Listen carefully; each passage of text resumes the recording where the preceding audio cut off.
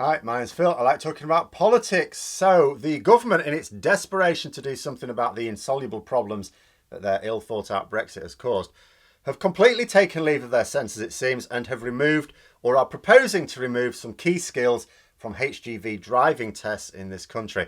In fact, it appears you won't even need to be able to demonstrate the ability to reverse to get your licence soon. But first, if you'd like to be notified of daily news and politics, please subscribe to the channel and click the bell notification icon. So the government posted something on their website a few days ago regarding tackling the shortage of lorry drivers. Now, you could argue that there are three sources of shortage of lorry driver hitting us in Britain right now. Firstly, the tests that couldn't take place due to COVID. That has meant 20,000 learner drivers weren't able to be tested. That doesn't mean we'd have an extra 20,000 drivers if it weren't for the pandemic. Because some would have failed. I don't know what the failure rate is or how many drivers just never get their licenses. But this is certainly one source of shortage. We would have had more drivers were it not for the pandemic. Secondly, there is the greater appeal of other jobs for qualified drivers. There are undoubtedly qualified lorry drivers in this country doing other work because the work-life balance is a lot better and the pay will either be as good, maybe even a bit better, or good enough. Not so much worse that they, would prefer the hard, unsociable hours of being a lorry driver. Especially in Brexit Britain, where you may have to put some serious thought about how you take a dump when stuck in a Kent lorry park. Finally, there are the EU drivers who left the country and aren't returning, either because it's too much hassle for them or because our post-Brexit immigration rules just don't allow them to. So in terms of how you deal with each one, the government could relax the immigration rules for lorry drivers. They're not doing that. So those drivers are lost to us. In terms of the relative appeal of the job, the government aren't helping there either. At the end of the day, because the government, through a combination of policies, has created massive shortages in our workforce, the haulage industry is faced with a bit of competition for its drivers. We have recently been inundated with tales of just how bad a life lorry driving is. If you could get similar wages for working more reasonable shifts, without having to be more than a few miles away from your home, well, that looks more appealing. So the government decided that the only way it can help is by looking at the licensing of drivers. There's a huge backlog of tests to be taken, but COVID's still with us and there's little prospect of making much headway there. In the first instance, the government just extended the number of hours that a driver could be on the road. The problem is we haven't got enough drivers, let's make them drive longer. The haulage industry said that this wouldn't help. This was months ago, and guess what? It hasn't helped. The situation has actually just gotten worse. Quelle surprise! The industry knew more about it than the government. So now the government are saying that the tests are spending too much time on this testing nonsense. Bottom line is the government are going to remove the necessity to demonstrate your ability to reverse in a straight line and around an S-bend, as well as coupling and uncoupling the trailer. The justification given seems to be, this part of the test is conducted away from a road anyway, and someone else can just do it. What I would take that to mean, especially reading the rest of it, is that to get your license, once these changes take place, you won't have to demonstrate proficiency in these crucial skills, so someone else will have to do that. That someone else could be a private provider or your employer. They haven't thought through the details. Again, surprise. As far as I can tell, all this will do is force haulage companies to have to pay more to set either their own practical tests for HGV drivers or employ someone to do it. The licenses will become virtually worthless in themselves. They will simply allow you to legally drive on Britain's roads. Maybe. But obviously no haulage company can afford to take a driver on with such a license and no more. They'd be entrusting a valuable lorry, and their even more valuable reputation, to someone who hasn't even proved capable of reversing or hitching up a trailer. Not that I'm saying none of the new drivers would be able to do that, but their licence wouldn't indicate that they had these skills. This is to say nothing of what the insurance company would say to employing such a driver.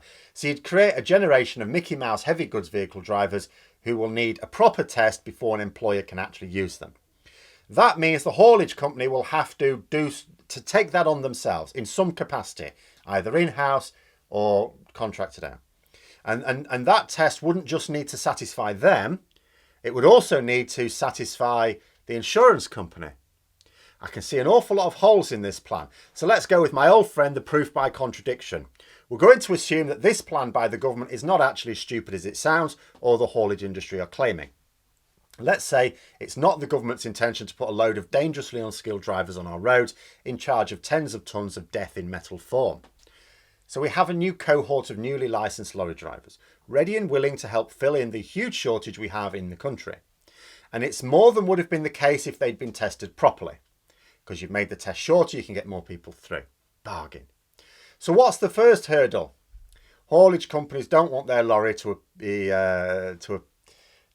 speared, basically, the first time their new driver has to reverse. They'd also prefer it if the trailer didn't fall off halfway down the A1, I should imagine. So in order to satisfy themselves that this will not occur, the employers have to conduct their own bespoke test to ascertain the skills of their would-be employees. This will be an extra administrative task that will mean using someone's time, whether it's one of their own employees or, as I say, contracted out, in a way that isn't generating an income for the company. So it's an extra cost. As such, really their first protocol would be they'd rather employ drivers who pass their tests under the old system, which is now the current system, but will be the old system there.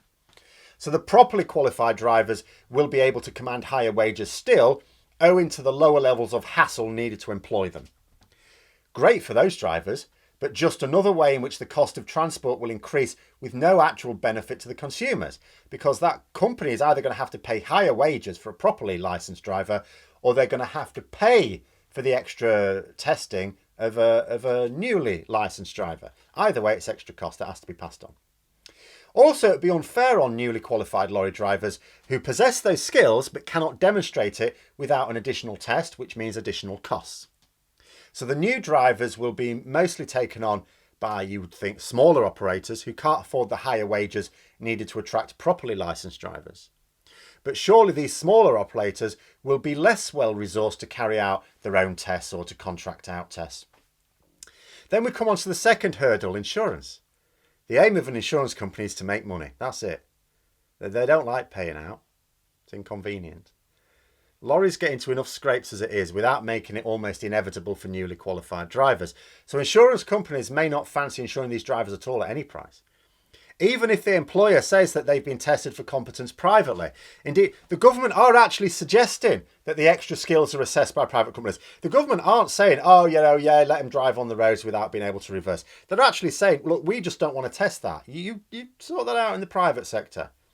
This means that the cost of obtaining the appropriate qualifications just becomes more expensive because part of it is being contracted out and it may be less stringent in the pursuit of profits. Because consider this. If you open out licensing to private operators, you've got lots of these businesses all offering services in qualifying you. Well, there's competition. You can choose who you go with. If you have a choice, do you choose the assessment company that goes easy on you or fails a lot of people? You're paying for them. Of course you choose the ones that have the reputation for passing you the most easily. Now here's where I'm going to have to speculate, because remember, we're assuming that the government aren't actually potatoes who haven't thought this through. What do the government have to say about the insurance issue? Well, I'll tell you. This is what they had to say. We realise that by removing the licence staging arrangement, some people may have concerns about road safety implications.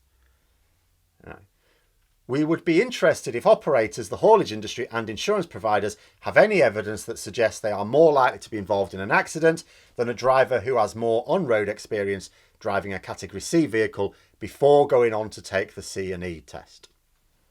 Now, there are two things that strike me about this question. Firstly, it suggests that the government have just announced this proposal without asking haulage companies or insurers what they think first. Because they're asking in the proposal. If that doesn't scream out, I came up with this idea whilst I was in the bath and immediately told an official to bang it on the website, I don't know what is.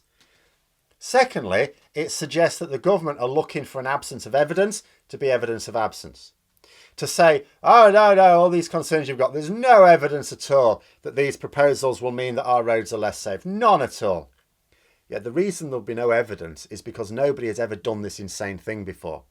We don't have a control group of lorry drivers who bounced around on our roads without having passed the full proficiency test because it wasn't previously allowed. But I'll tell you what the haulage industry have said about these proposals. Won't actually help deal with the issue. See, the problem is this. Instead of the government coming up with solutions that have a fighting chance of dealing with the problems, they are instead coming up with solutions that their Brexit mindset allows for. That's it. That's the main criterion. The only one, in fact. You know, what can we do that doesn't tread on the toes of our extreme Tory Brexit? Doesn't seem to matter whether it will work or not, only that it aligns with their Brexit zealotry. Now, although I'm no expert, and there'll be a few little wrinkles here I'm missing, I'm not sure that this latest brain fart is as dangerous as the extension to driver hours. Like this plan, for example, can't actually put unqualified drivers on the roads without insurers going along with it. They're not going to go along with it unless they are satisfied that full testing has taken place in a form that they can trust. I also can't imagine that they will trust these smaller private operators unless the government compels them to. So in reality, all this is going to do, as far as I can see, is ramp up the cost of actually testing drivers. It allows the government to say, we've licensed all these drivers, so the haulage industry has got access to all these drivers. You know, we've given them the tools to do the job. We've massively increased the number of qualified drivers, knowing full well that all they've actually done is dumped the problem onto the haulage industry. You know, I mean, but the bottom line is a haulage company is not going to take them on, and insurance is not going to insure them until they have demonstrated relevant skills. And that's really all there is to it. Finally, I will also say this. For those who wonder if this would mean British drivers not being able to drive in Europe, I know a few people have said that. The government seem to be of the view that they will still be covered under the Vienna Convention on Road Traffic 1968. I don't know whether that would hold in a less stringent licensing system, if indeed these proposals are enacted, because they are just proposals. But the government seem to think that they're covered. I'll leave it at that.